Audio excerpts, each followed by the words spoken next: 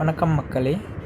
இன்றைக்கி நம்ம பார்க்க போகிற கோவில் சென்னை பக்கத்தில் கும்மிடிப்பூண்டிலேருந்து கொஞ்சம் உள்ளே போனோன்னா குமரஞ்சேரி குமாரசுவாமி திருக்கோவிலை பற்றி தாங்க பார்க்க போகிறோம். முருகன் என்றாலே குழந்தைன்னு தாங்க அர்த்தம். இங்கே இருக்க இந்த முருகப்பெருமான் குழந்தை வரத்தை வாரி வழங்கக்கூடிய ஒரு சக்தி வாய்ந்த தெய்வமாக இங்கே கோயில் கொண்டிருக்காருங்க. 6 வாரம் இந்த கோவிலுக்கு தொடர்ந்து வந்து இங்கே இருக்க விநாயகப் பெருமானுக்கு ஒரு விளக்கம், குமாரசுவாமிக்கு 6 விளக்கம் ஏற்றி 6 செவ்வாழைப்பழம் வைத்து பசும் நெய்யால் முருகனுக்கு அபிஷேகம் செய்து தினை மாவுடன் தேன் ஊற்றி கலந்து முருகனுக்கு படைத்து அந்த அபிஷேகம் செய்த பசு நெய்யை இந்த தினை மாவுடன் கலந்து கணவன் மனைவி இருவரும் ஒரு உருண்டைகள் சாப்பிட்டு மீதமுள்ளதை பக்தர்களுக்கும் கொடுத்து இங்குள்ள வேப்ப மரத்தில் தன் முந்தானையால் ஒரு கல்லை முடிந்து தொட்டில் கட்டி முருகனை வழிபட்டு 6வது வாரம் அன்னதானமும் செய்து வர கட்டாயம் குழந்தை பேறு உண்டாகும் என்று இங்கு உள்ளவர்களும் அதை உணர்ந்தவர்களும் கூறுகின்றார்கள். அது மட்டுமின்றி திருமண தடைகளையும் தீராத கடன் பிரச்சனைகளையும் இந்த முருகன் விரைவில் தீர்த்து வைக்கிறார் என்று இங்கு வரும் பக்தர்கள் கூற நாம் கேட்கிறோம். சரிங்க, இப்போ நம்ம இந்த ஆலயம் உருவான கதையை பற்றி பார்ப்போம். இங்கு எழுந்தருளியிருக்கும் முருகப்பெருமான் 1500 ஆண்டுகள் பழமையானவர். ஆனால் இந்த கோவில் என்னவோ இப்போதாங்க கட்டப்பட்டது.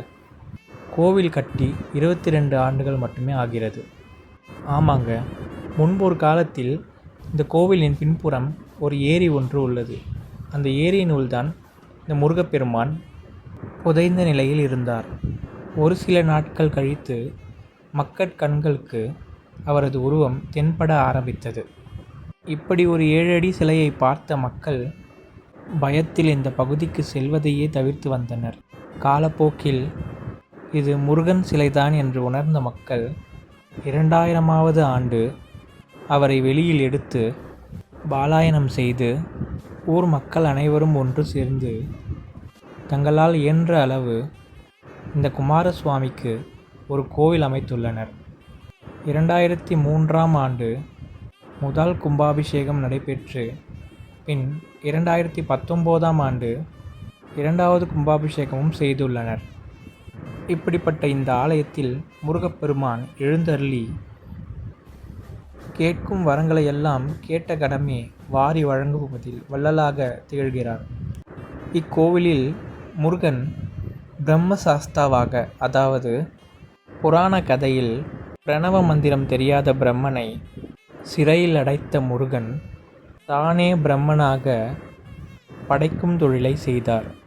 அதை வெளிப்படுத்தும் விதமாக முருகனின் வலது கையில் ஜபமாலையும் இடது கையில் கண்டிகையையும் வலது கீழ்கையை அபயம் அளிக்கும் விதமாகவும் இடது கீழ்கையை தன் இடையின் மீதும் வைத்து அருள்பாலிக்கிறார். அதனால்தான் இவரை பிரம்மசாஸ்தா வடிவம் என்று கூறுகின்றார்கள்.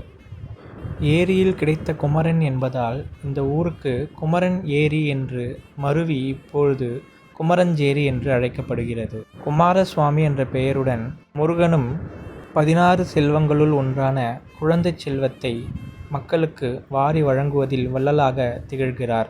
இக்கோவிலுக்கு செல்ல கும்மிடிப்பூண்டி மற்றும் பொன்னேரியிலிருந்து வாகன வசதிகள் உள்ளது.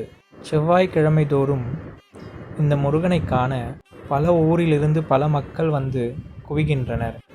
நாமும் இக்கோவிலுக்கு சென்று இந்த முருகனை வழிபட்டு குமாரசுவாமியின் அருள் பெற்று சகல செல்வங்களையும் பெற்று குமாரசுவாமியின் திருவருளால் வாழ்வாங்கு வாழ்வோம் என்று வேண்டி விரும்பி கேட்டுக்கொண்டு விடைபெறுகிறேன். நன்றி.